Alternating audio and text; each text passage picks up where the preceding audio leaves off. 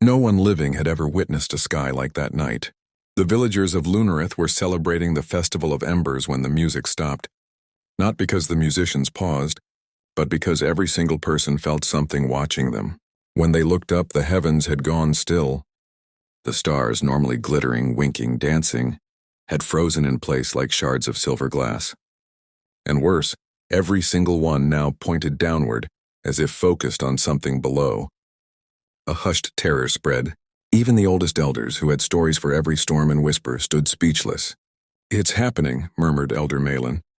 The stare of the Celestials. Legend said the stars were the eyes of ancient guardians, watchers who had once walked the earth before ascending to the night sky. They only froze and only stared when something hidden beneath the world began to awaken. Children clung to their parents. Dogs hid. Even the wind dared not move.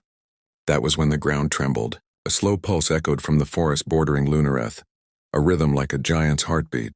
The villagers saw a faint light rising between the trees, silver and steady, matching the frozen glow above. 3 brave souls stepped forward. Lyra, the stargazer who nightly charted the skies. Darren, the quiet hunter who knew the woods better than his own home. And Visa, the last apprentice mage, whose power had always been unpredictable. They entered the forest following the heartbeat light until they reached an ancient stone altar buried in moss. Upon it lay a cracked obsidian sphere, leaking thin streams of light. Lyra approached. "It's trying to open," she whispered. Darren shook his head. "Or trying to break free?" Visa placed a trembling hand near it, and the sphere responded.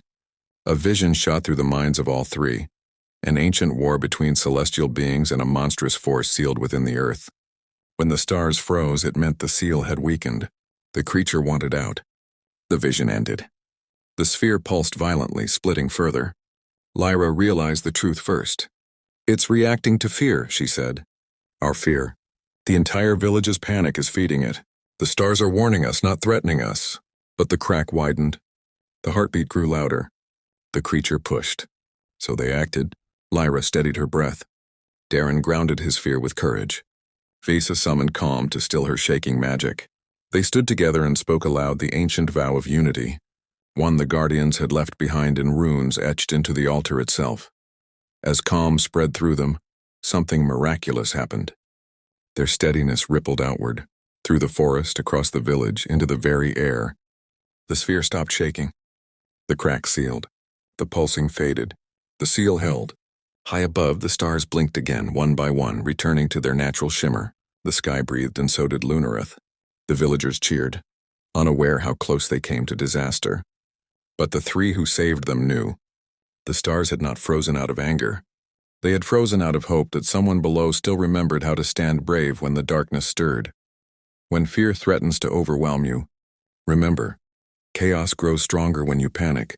But cracks close when you stand together with calm, courage, and clarity. Sometimes the universe doesn't test your strength. It tests your steadiness.